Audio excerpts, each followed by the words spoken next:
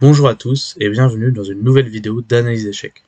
Aujourd'hui, nous allons analyser une de mes parties qui s'est déroulée en janvier de cette année 2022 face à un très jeune joueur du club de Lille. Nous sommes en équipe de 4 et nous représentons le club de Noma.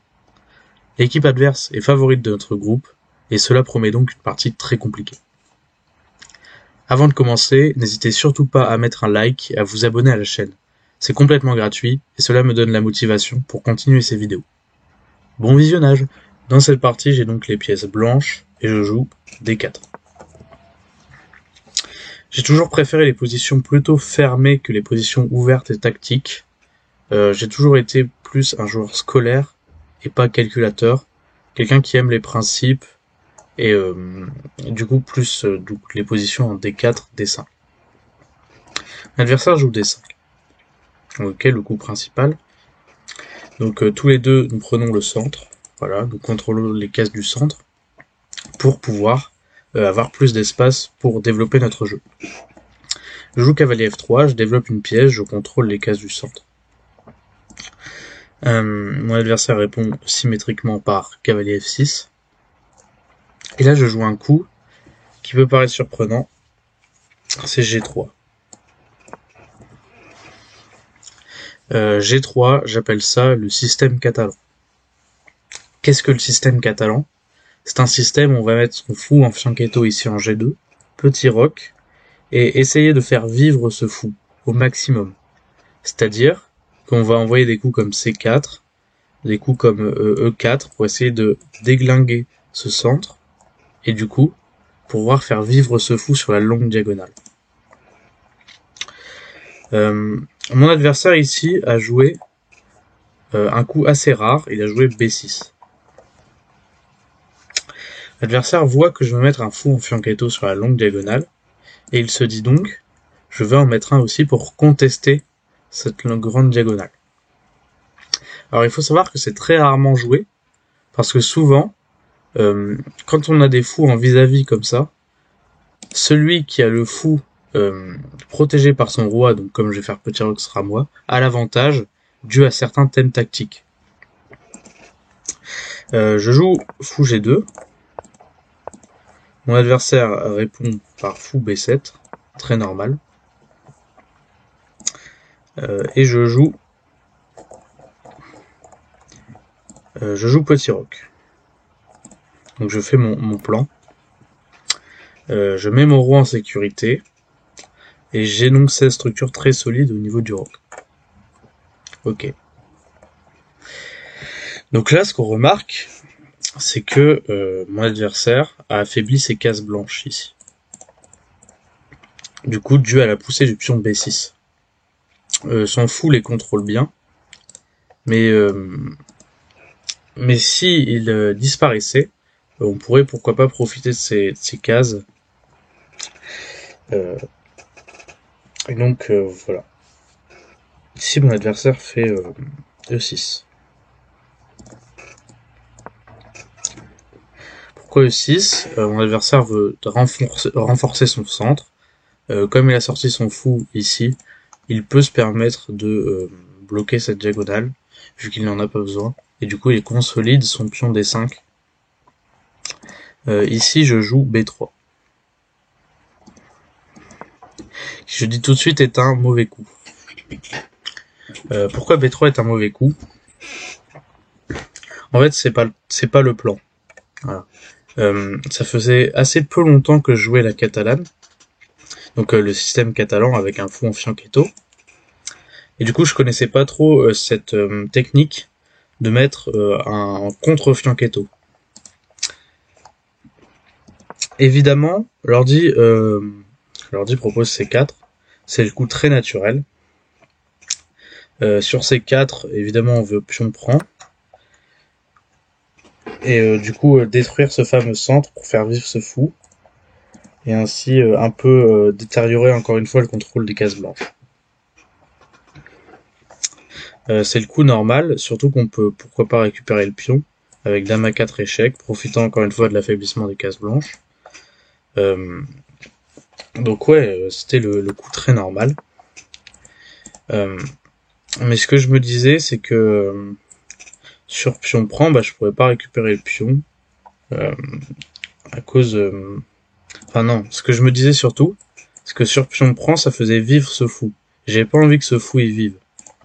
Le problème, c'est que moi aussi, je dois le faire vivre. Du coup, C4, c'est le coup normal. Moi, j'ai fait B3.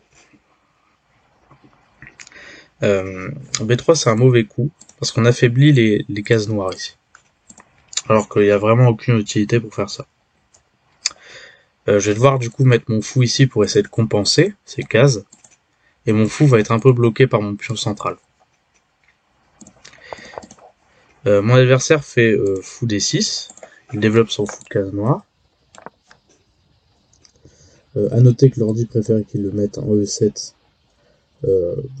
Parce qu'en D6 il tape un peu sur ses pions et donc il ne sert pas à grand chose. Mais c'est un coup très correct. Et là j'ai pas trop de plan à part faire C4. Du coup je le joue. Du coup là je me dis je suis content. Parce que s'il prend, je prends. J'ai protégé mon pion, j'aurais pas à faire dame ici, etc. Donc ok, je le joue.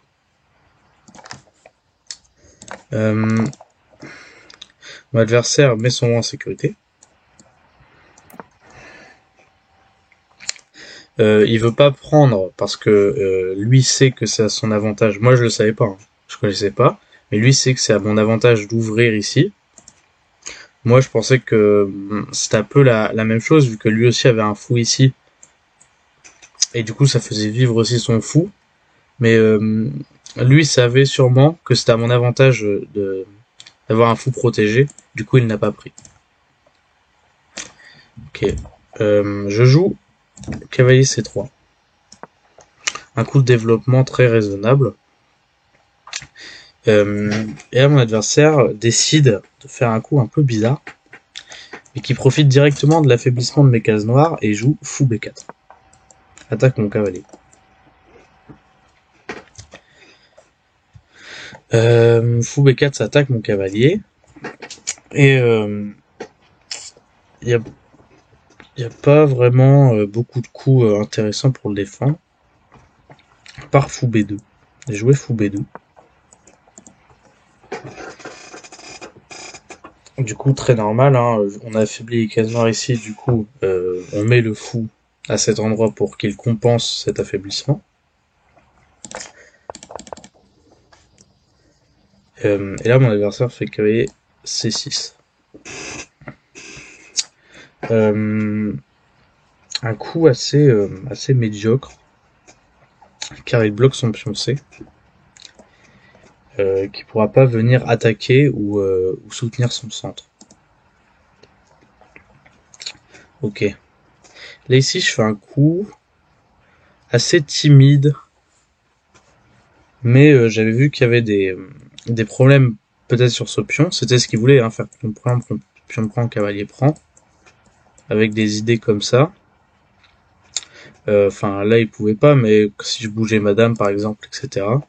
Donc, je décide de jouer E3. E3, c'est un coup qui vient solidifier le centre. Maintenant que j'ai mis mon fou ici, je fais un peu la même chose que tout à l'heure. Il a joué E6 pour solidifier son centre parce qu'il avait mis son fou ici. J'ai mis mon fou là, du coup, je joue E3. Je viens solidifier mon centre. L'adversaire prend le pion. Donc, je prends le pion. Ok, il ouvre son fou, j'ouvre le mien. Très normal. Sauf que c'est à mon avantage, comme je l'ai dit tout à l'heure. Donc il avait une idée en faisant pion prend. Son idée, c'était de faire cavalier A5. Pour venir mettre une pression sur ce pion. Et là, le coup, c'est soit dame D3, soit dame E2. Il faut protéger le pion avec la dame. La dame, c'est la seule pièce qui n'est pas encore développée. Donc on la met tranquillement dans le camp pour pas qu'elle se fasse attaquer et tranquillement commence à avoir une posture centrale qui permet de contrôler des diagonales tout en défendant le pion. Et là je joue un peu vite. Je me dis, le cavalier il serait bien sur cette case, il défendrait le pion, du coup je joue cavalier E5.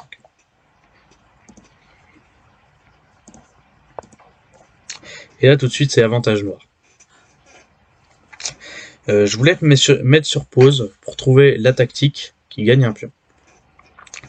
C'est une tactique assez compliquée vu que je l'ai pas vue. Mais lui, il a trouvé tempo. D'ailleurs, il faut savoir, le temps que, pour ceux qui ont envie de trouver le coup, je vais vous raconter un peu l'anecdote de cette partie. Mon adversaire jouait tout tempo. Genre, il jouait tous les bons coups tempo. C'était incroyable. Genre, il avait 1h35 là à peu près, sachant qu'on commence avec 1h30 à la pendule. Là, il avait environ 1h35. Non, il avait environ 1h30, mais il était arrivé en retard. Il avait 5 minutes de moins au début, et il avait repris 5 minutes en jouant. Il jouait vraiment très très vite ses coups.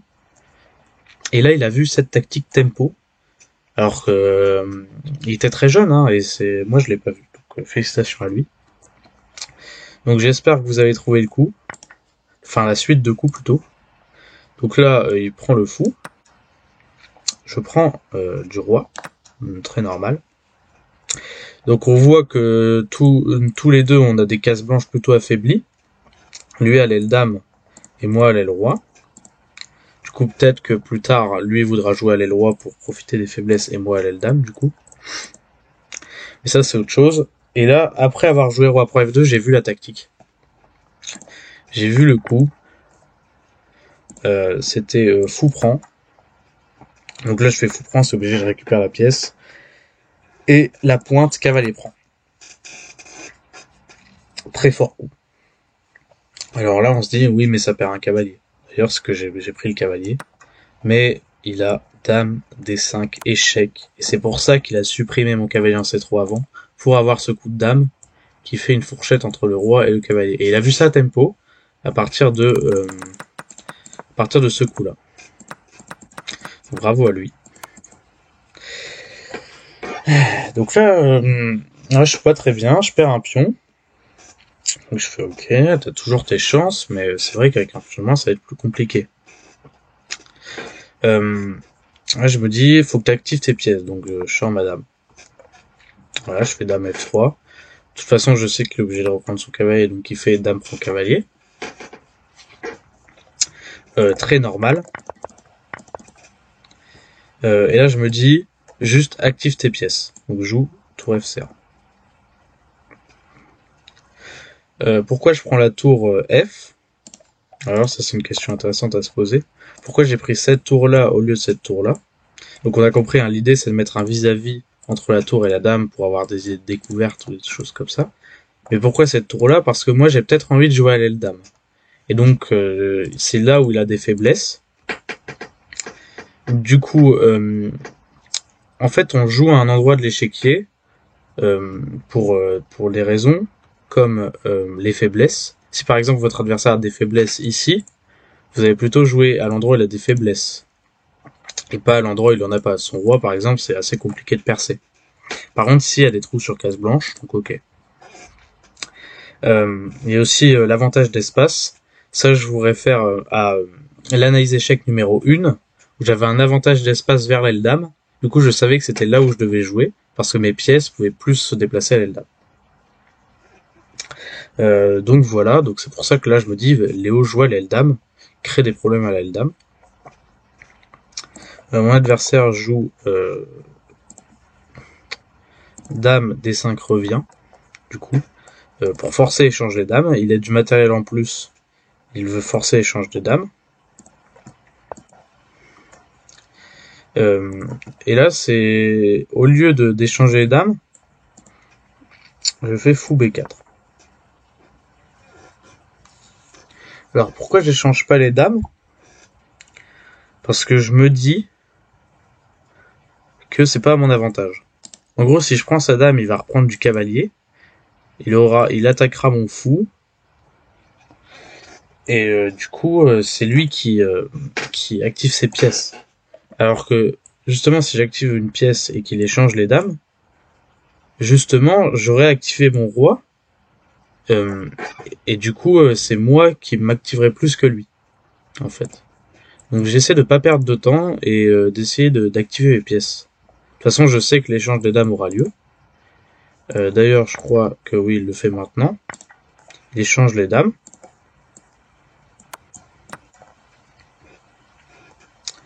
Donc j'attaque toujours sa tour, du coup il la bouge en D8. Voilà, il met sa tour sur une colonne semi-ouverte, il met une petite pression sur ce pion. Et là on peut se dire, il y a un pion gratuit en C7. Mais non, si on prend le pion en C7, il y a cavalier ici, fourchette. On se dit oui c'est pas grave, on remet bien la tour ici, mais il y a B5. Et B5, c'est complètement fini. On remet la tour en C1, on perd une pièce, on a perdu la partie. Du coup, je tombe pas dans ce piège, je réfléchis un peu. Et là, je trouve un super coup. Et je pense que les deux prochains coups sont les coups de la partie. Je joue fou E7. Quelle est l'idée de fou E7? Il y a deux idées.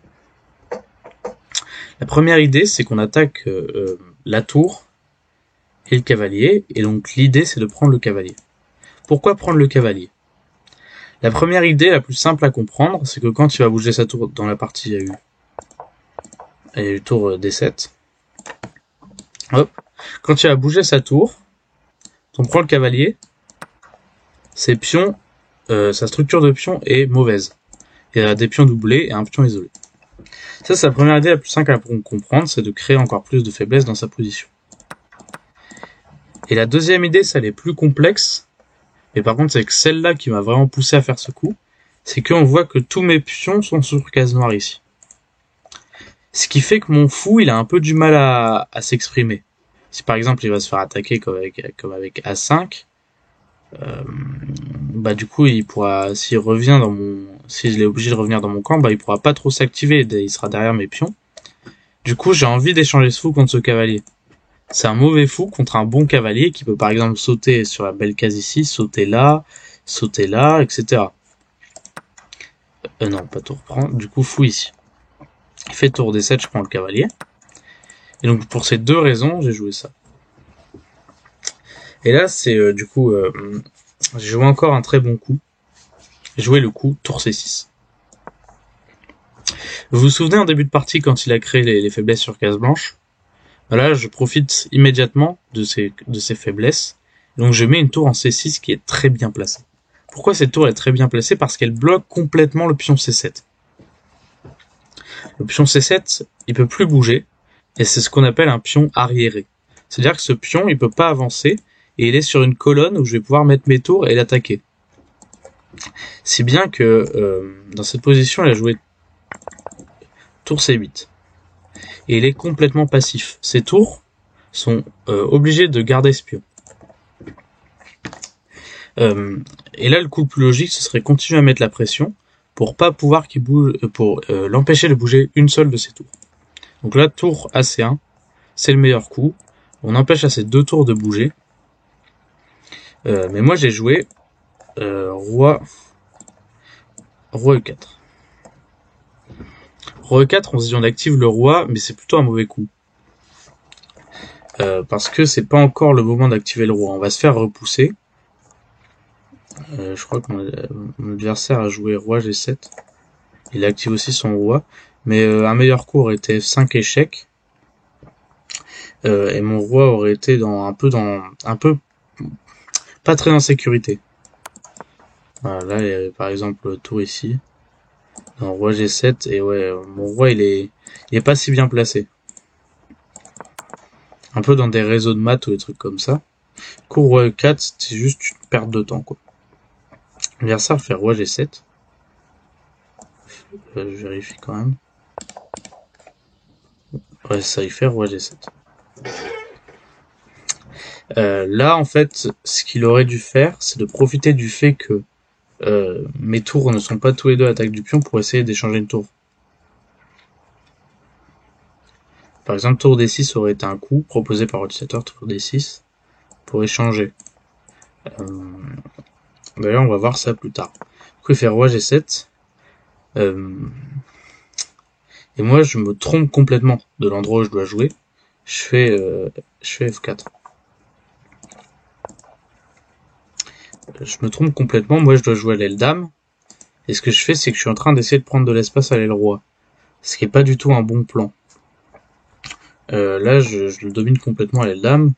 Je dois mettre une tour et je dois vraiment Attaquer les dames, mais F4, ça sert à rien.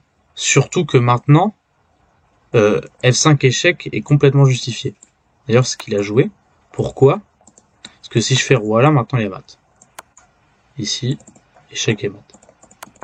Du coup, je m'empêche cette dernière case de fuite, du coup, qui fait F5 échec, je suis obligé de faire roi F3, et juste perdu du temps, en fait. En gros, j'ai gagné un peu d'espace, mais ça sert pas à grand chose, quoi. J'arrive pas à percer, tout est fixé. Voilà, ça servait à rien, c'était juste une perte de temps. Et là, mon adversaire fait un très bon coup. Il est complètement gagnant et joue le bon coup. Il joue tour D6, donc c'est le coup que j'avais parlé tout à l'heure. Il veut échanger une perte de tour. Et donc après ce que j'ai joué du coup, tour AC1, tour prend, tour prend. Tour AC1, tour prend, tour prend. Il a plus ses 2 tours passives, il en a qu'une. Et ça qui fait la différence. Parce qu'au lieu d'avoir ces 2 tours passives comme tout à l'heure si j'avais fait tour AC1, bah là il en a qu'une. Du coup le plan là pour lui c'est de ramener son roi vers la dame pour essayer de défendre un peu ses faiblesses. Sachant que là, le roi est fixé, hein, je peux pas trop passer. Enfin peut-être avec G5, mais il va réussir à contenir. Mon adversaire joue un bon coup, il fait roi F6. Donc il veut essayer de ramener son roi vers la dame, du coup c'est le bon plan. Et moi j'essaie de vraiment percer le roi. C'est pas du tout le bon plan, je fais G4. C'est pas un bon plan. Moi je dois essayer de créer des problèmes à l'aile dame. Et là j'essaie de percer à l'aile roi. Et c'est pas vraiment l'objectif de la position. Et là il fait un mauvais coup. Non, il fait pas un mauvais coup, il fait roi F7. C'est un coup qui va. Voilà, il ramène son roi à la dame, il fait le plan. L'ordi préfère plutôt prendre, mais ça change pas grand chose. Je prends une fois. Il reprend. Oui, moi j'ai considéré que c'était un mauvais coup parce qu'en fait, du coup, il détruit sa structure. Et en fait, c'est vrai, c'est un mauvais coup, la reprise. En fait, il fallait faire roi D7 intermédiaire. Attaque la tour, qui est obligé de repartir en C1. Donc, il se libère le pion. Et voilà, en fait. Mais en fait, du coup, ouais, s'il reprend, tout de suite, ça devient beaucoup moins bien pour lui parce que sa structure est complètement cassée. Donc là, j'ai repris de l'avantage. Et ça, je le sais. Et je décide un peu bizarrement de pousser un pion. Alors c'est pas du tout la meilleure finale que vous verrez dans votre vie, hein, ce que vous voyez là. Là, mon pion D4 est super bien protégé, et je décide de le rendre faible. Voilà, je le pousse d'une case, et maintenant ce pion est faible. Ce pion est devenu faible, voilà, parce qu'il est plus défendu par un autre pion. Du coup, mon adversaire joue F6. 6 qui est un coup assez mauvais. Alors, il pousse un pion, quoi. Ça sert pas à grand chose. Et là, je me dis, bah quand même, je suis plus actif.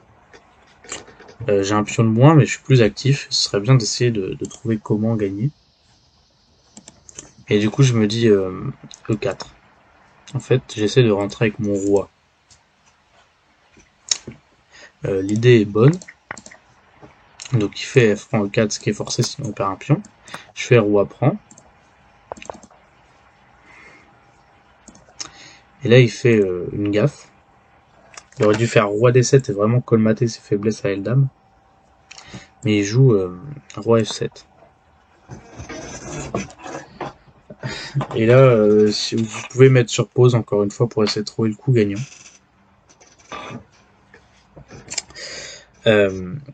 Donc mon adversaire continue à jouer tempo, hein, mais cette fois-ci, on sent au fil de la partie, il a commencé à jouer de plus en plus des mauvais coups. Très bien joué le milieu de jeu.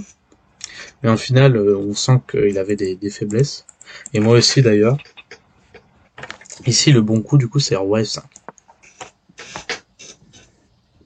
Je l'avais vu.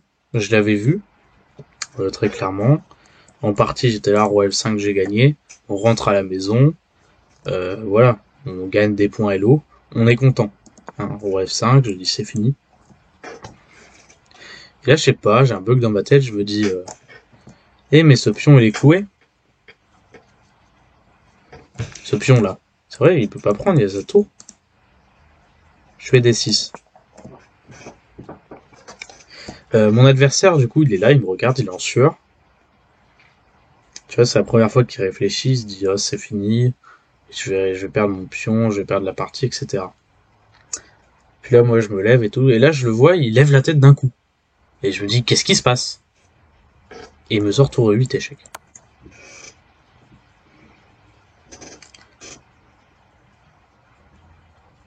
Un simple coup intermédiaire, un simple échec, il se décloue, il va pouvoir prendre le pion. La partie est redevenue nulle, en gros. C'était gagnant pour lui, j'ai réussi à m'activer, il a fait une gaffe, c'est devenu gagnant pour moi, et là, ça redevient nul. Là, je suis sonné, je fais roi F5, je me dis, ouais, là, mon roi est plus actif. Le problème, c'est que ma tour n'est plus active maintenant. Enfin, si, ma tour est encore active. Enfin, il fait pion prend, je fais tour prend. Mais ce que je veux dire par là, c'est que ma tour est maintenant aussi active que la sienne. Après tour 2, ce qu'il a joué. Il vient attaquer mes deux pions. Et donc là, la position est nulle, mais presque, je suis pas très bien, quoi. Là, ce que je me dis, surtout psychologiquement, lui, il a trouvé le coup intermédiaire, il est wouhou, quoi. Je suis encore dans la partie, et moi, je suis pas bien, hein. J'ai loupé la victoire en 1. C'est compliqué. Je fais tour prend, normal sur échec. Lui il me joue roi G7 et je joue tour C6. Je remets ma tour sur une colonne ouverte. Voilà, et donc du coup, là ma tour ici était un peu bloquée, donc je la remets sur une colonne ouverte. Très normalement, il fait tour prend à 2. Et ça empêche l'idée de tour prend H7. Et là, je suis pas bien du tout. Voilà, psychologiquement, je suis pas bien. Positionnellement, je suis pas bien. C'est toujours nul pour l'ordinateur, mais voilà, il faut être précis. Je fais un bon coup, je fais H4, voilà, ça prend de l'espace. J'enlève mon pion de l'attaque. Mon adversaire fait tour échec. Tour à 5 échecs, c'est un bon coup. Et là, ici, je sais pas. Tout le monde, je pense, sur cette planète aurait fait roi 6. C'est le coup complètement normal. Tu actives ton roi et tu veux pousser ton pion, quoi. Tu veux aider ton pion à avancer. Et moi, j'ai fait roi G4. Alors pourquoi évidemment, ça fatigue, je pense. Et roi G4, c'est très bizarre. Hein. Un coup qui sert à rien. Tu recules ton roi. En final, le roi, il est actif. Là, je le recule. L'adversaire fait tous ses 5, tour C5 le meilleur coup. Évidemment, si j'échange les tours, j'ai perdu. J'ai un pion de moins, c'est des pions passés. Je fais tour D6. Et fait tour C7 pour éviter les infiltrations. Et là, maintenant, sa tour est bien sur la colonne C. Il peut juste envoyer les pions et gagner la partie. Parce que oui, là, il est gagnant. Voilà, mon roi était assez actif avant pour aider le pion F. Maintenant que je l'ai reculé, maintenant il est gagnant. Il va plus vite que moi au niveau de sa majorité de pions. Et là, je joue encore un coup, mais horrible, quoi. Roi G5. Voilà, j'active mon roi. Dans ma tête, j'active mon roi, mais il va où le roi après? Toutes ces cases sont contrôlées. Je peux pas, ça sert à rien. Pourquoi? Je vais où? En fait, je vais être obligé de jouer ça puis ça. J'ai juste perdu un temps. Et sachant que c'est une course de pions, bah perdre des temps, après forcément on est moins bien. Et là mon adversaire me fait un cadeau, il me redonne un temps. Il me fait H6 échec. Voilà. Il me donne un temps. Il fait H6 échec. Et donc je fais roi F5. Voilà, donc j'aurais pu directement faire ça, mais j'ai décidé de faire ça. Alors, là je viens de le voir, mais l'ordi propose roi H5. Euh...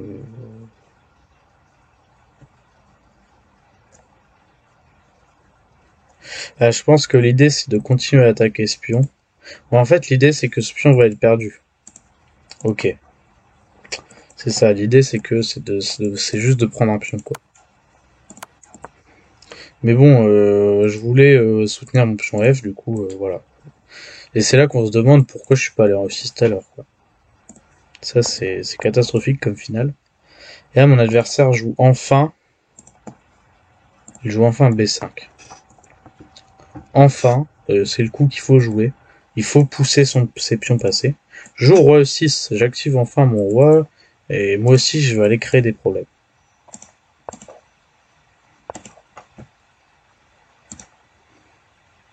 L'adversaire fait B4.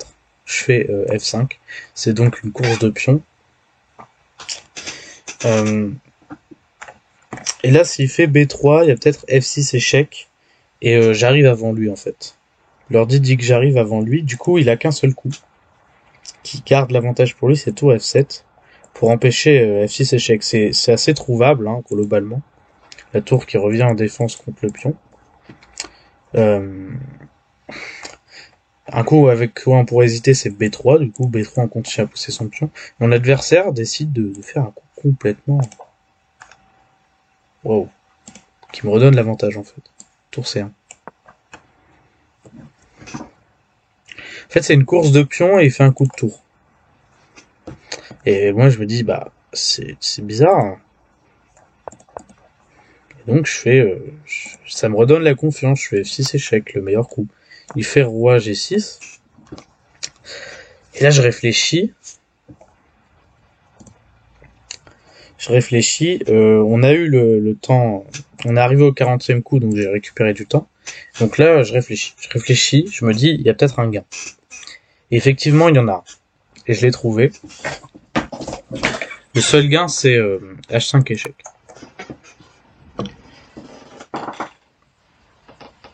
Et d'ailleurs, donc du coup, s'il fait roi prend, bah mon pion il file la dame en fait. F7,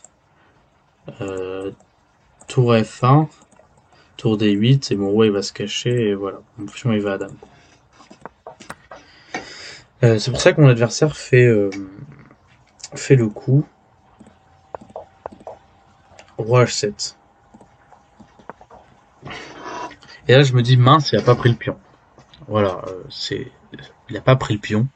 Je lui ai tendu un piège et pas tombé dedans. Mais en fait, il faut savoir que le coup roi prend H5, c'était le meilleur coup. On va regarder pourquoi. Parce qu'en fait, roi prend H5, F7, tour F1, tour D1. Imaginons. On va faire les meilleurs coups de l'ordi. H5, dame, prise, prise. Et en fait, l'ordi voulait jouer cette finale, tour contre 3 pions. Et il disait que ça pouvait encore tenir. Pour faire une nulle. Du coup, ça, c'était le meilleur coup. Et sur roi H7, je vous laisse mettre sur pause pour trouver le gain. Voilà, c'est le seul gain et je l'ai trouvé dans la partie. En attendant, je vais vous raconter l'anecdote du coup sur ce gain. J'étais dans cette position et j'étais pas bien parce que je trouvais vraiment pas le gain. Genre, je cherchais, j'étais fatigué. Tant de rebondissements, je perds un pion au début, je repense à tout ça, je me dis ouais c'était vraiment une partie de merde quoi. Et je me dis j'ai sûrement un gain. Et du coup je vais voir l'arbitre, qui est d'ailleurs l'entraîneur de notre équipe, de l'équipe adverse, et je lui demande si je peux demander à mon entraîneur si je peux lui demander du coup de proposer un nul, tu vois. Et l'arbitre qui avait vu le gain, du coup, il avait vu le gain. En plus, c'est un gain assez facile. L'arbitre, il l'a vu. Et du coup, il dit, oui, évidemment, tu peux demander à ton entraîneur si tu peux proposer nul, etc. Et du coup, je vais voir mon entraîneur. D'ailleurs, si tu vois cette vidéo, big up à Jean-Paul, du coup. Du coup, je vais voir Jean-Paul. Et je lui demande, est-ce que je peux faire nul? Et, et là, Jean-Paul, il me répond paniqué, non, non, tu fais pas nul. Et donc, j'ai compris qu'il y avait un gain grâce à ça. Ça m'a remis en confiance. Et du coup, j'espère que vous l'avez trouvé aussi. F7 ne marche pas, on va voir les coups qui marchent pas. F7 ne marche pas. Coche de roi G7. Contrôle la case. Et si on veut protéger avec le roi ou la tour, bah en fait il va ramener sa tour en F1 et il va prendre. Simplement. Du coup, en fait, il fallait d'abord réussir à ramener la tour avec tempo pour contrôler la case de promotion. Et donc j'ai trouvé tour D7 échec. Il a fait roi G8, tour D8 échec, roi H7 et maintenant F7. Et pourquoi maintenant ça marche? Parce que s'il fait roi G7, maintenant je peux faire dame et c'est protégé par la tour qui est arrivée en D8. Et s'il met sa tour, je peux faire dame quand même.